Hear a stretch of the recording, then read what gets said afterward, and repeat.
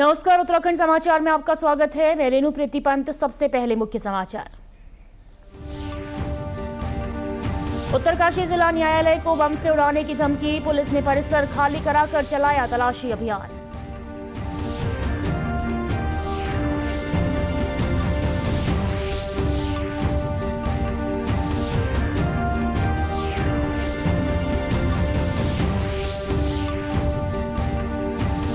पिथौरागढ़ की ट्राउट मछली को मिलेगी अब अंतर्राष्ट्रीय बाजार में पहचान, दुबई होगी निर्यात, स्थानीय लोगों को मिलेगा रोजगार।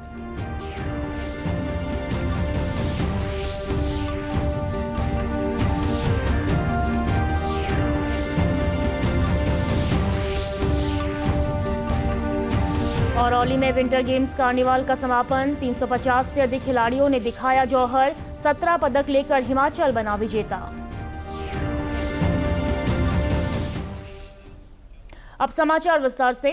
उत्तरकाशी में सोमवार सुबह जिला न्यायालय को बम से उड़ाने की धमकी भरा ईमेल मिलने के बाद कोर्ट परिसर में हड़कंप मच गया। पुलिस प्रशासन तत्काल न्यायालय परिसर और आसपास के क्षेत्र को खाली कराकर तलाशी अभियान चला रहा है।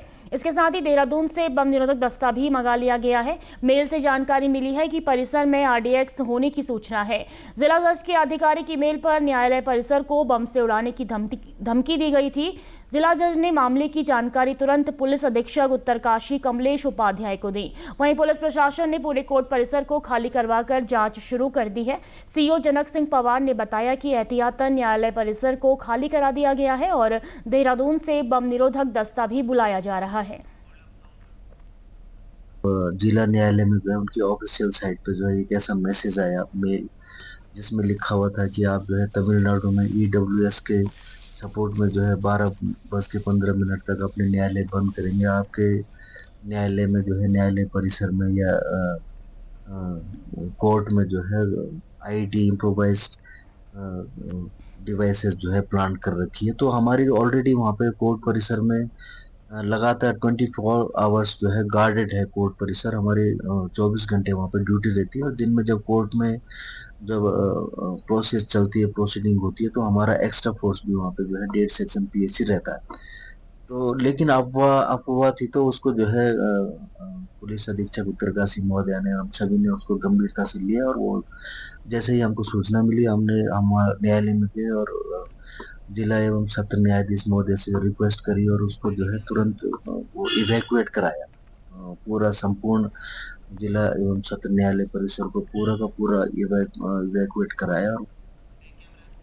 बात करेंगे पिथौरागढ़ जिले की, जहां की प्रसिद्ध ट्राउट मछली अब अंतर्राष्ट्रीय बाजार में भी अपनी पहचान बनाने जा रही है। राज्य सरकार की पहल पर मत्स्य विभाग ने ट्राउट मछली को दुबई निर्यात करने की प्रक्रिया शुरू कर दी है और इसे लेकर जल्द ही पहला कंसाइनमेंट दुबई भेजा जाएगा। दुबई में आयोजित इंटरनेशनल एक्सपो में शामिल होकर लौटे मत्स्य विभाग के सहायक निदेशक डॉक्टर रमेश सिंह चलाल ने बताया कि वहां की कई कंपनियों और एक्सपोर्टरों के साथ सकारात्मक बातचीत चल रही है। हमारा 26 तारीख से 30 तारीख तक दुबई में एक इंटरनेशनल एक्सपो था गल्फ फूड का, गल्फ फूड 2026 करके। तो उसमें हमारे विभाग द्वारा भी प्रतिभाग किया गया। तो उसमें हम लोग को वहाँ जितने भी बायर सेलर मीट हमारे माननीय मंत्री जी द्वारा आयोजित की गई थी, जिसमें हमारे सेक्रेटरी सर, डायरेक्टर सर भी उपस्थित थे। तो उसमें ये निकल के आया कि दुबई में बहुत अच्छी मांग है हमारे ट्राउट की। तो हम इसीलिए इसको चैनलाइज करना चाह रहे हैं, क्योंकि वर्तमान में हम लोग के पास लगभग 700 टन प्रति वर्ष का उत्पादन है और आने वाले 3 सालों में इसका उत्पादन हम जो है लगभग 5 गुना तक करने की उसमें प्रयास में है। तो धीरे धीरे जब हमारी इसकी उत्पादन बढ़ेगा तो हम लोग को मार्केट सर्च करने की भी जरूरत पड़ेगी। तो इसी तत्वाधान में हम दुबई गए थे और वहां से हम लोग को अच्छे साइन मिले हैं। वहीं मत्स्य विभाग के सहायक निदेशक का कहना है कि यूनाइटेड अरब अमीरात को ट्राउट का निर्यात शुरू होने से स्थानीय उत्पादकों की आय बढ़ेगी और जिले में रोजगार के नए अवसर भी सृजित होंगे। हमारी 2-3 कंपनियां हैं इसमें। गुजरात बेस्ड कंपनी हमारी सालमन फार्म्स करके, उनसे भी बात चल रही है, जो अभी फिलहाल हमको प्रॉमिसिंग हुआ है। फिर एक आध हमारे जो मीट सप्लायर हैं दुबई की तरफ, एक हमारी यहाँ पर रेवाड़ी हरियाणा बेस्ड एक एक्सपोर्टर कंपनी है, उनसे भी बात चल रही है। उसके अलावा हम लोग जो है जो फ्रेश है उसका भी मार्केट अब फिलहाल हम सर्च कर रहे हैं कि हमको कोई फ्रेश वाला बायर भी मिल जाए तो हमारे किसानों को और अच्छा रेट मिल पाए। निश्चित रूप में जो हमारे माननीय प्रधानमंत्री जी की मंशा है कि भाई हम जो हमारे जो बहुत ही हमारे दूरस्थ गांव है जिनको हम प्रथम विलेज की संज्ञा दे रहे हैं, माइग्रेंट विलेज वगैरह हमारे, वहां के लोगों को रोजगार से जोड़ने का ये बहुत एक सशक्त साधन है। विश्व प्रसिद्ध औली की बर्फीली वादियों में नेशनल स्कीइंग चैंपियनशिप एवं विंटर गेम्स कार्निवाल का रंगारंग सांस्कृतिक कार्यक्रमों के साथ समापन हो गया। हिमाचल प्रदेश 6 गोल्ड समेत कुल 17 पदक लेकर प्रतियोगिता का सिरमौर बना, तो वहीं दूसरा स्थान सेना का रहा। सेना ने 3 स्वर्ण पदक हासिल किए, जबकि 2 स्वर्ण पदक के साथ जम्मू कश्मीर ने तीसरा स्थान प्राप्त किया है।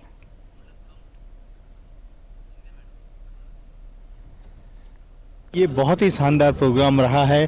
टीमों ने बढ़ चढ़ के इसमें हिस्सा लिया। कई राज्यों की टीमों ने इसमें पदक प्राप्त किए हैं। ये बहुत एक गौरव का क्षण है औली के लिए कि बाहर से आए हुए खिलाड़ियों ने बहुत अच्छा प्रतिभाग किया, बहुत अच्छे इवेंट खेले, बहुत अच्छी रेसें लड़ी और मेडल्स जीते। भारत में पहली बार औली की ढलानों पर नाइट स्कीइंग का सफल आयोजन हुआ। प्रतियोगिता में 17 टीमों के 350 से अधिक खिलाड़ियों ने भाग लिया। बर्फ से ढकी ढलानों पर रोशनी के बीच स्कीइंग का ये अनूठा अनुभव खिलाड़ियों के लिए रोमांचकारी रहा और दूसरे प्रदेशों से आए खिलाड़ी भी यहां से बेहतरीन अनुभव लेकर लौटे। भी अगर हम देखें तो इधर का मैनेजमेंट है, Uttarakhand tourism, Uttarakhand winter games, उन्होंने बहुत ही मेहनत किया और बहुत ही अच्छी तरीके से बाहर से बर्फ ला के स्लोप में डाल दिया और they are trying to make it a successful event. National championships Auli में जो मेरे इवेंट्स थे वो जायंट स्लालम और स्लालम थे। दोनों में मैंने गोल्ड मेडल्स जीते हैं हिमाचल के लिए, बहुत खुशी की बात है।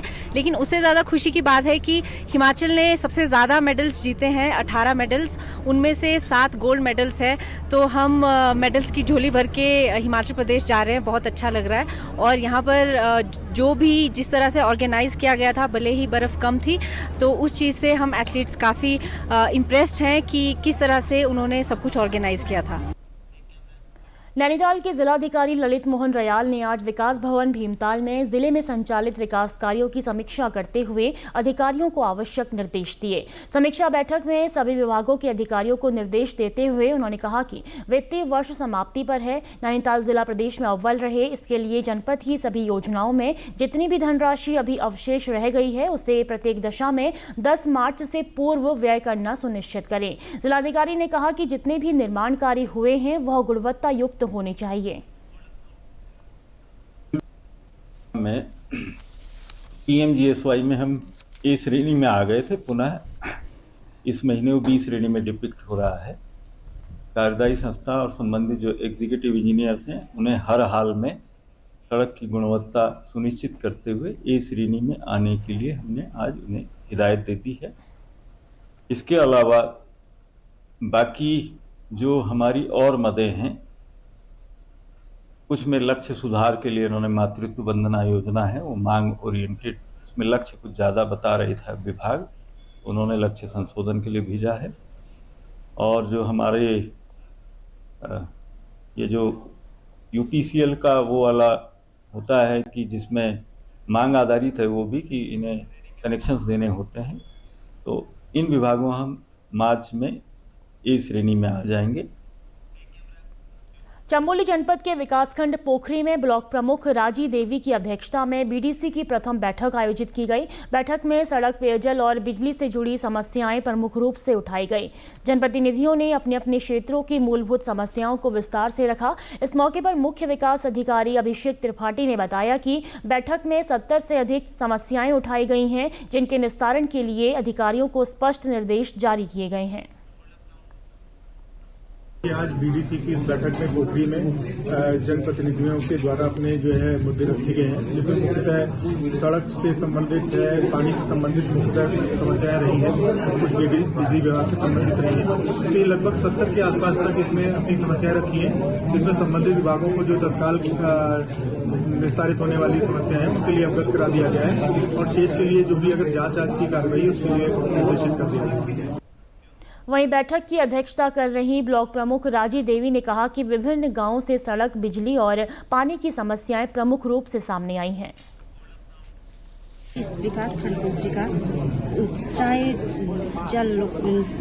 जल निकास वाले हो, चाहे मोटर मार्ग वाले हो, कोई भी विभाग वाले हो, तो इन पर कार्रवाई की जाए और जल्द से जल्द की जाए। फिलहाल समाचारों में इतना ही। दूरदर्शन समाचारों से जुड़े रहें। अब होगी शाम 6:30 बजे के बुलेटिन में मुलाकात। नमस्कार।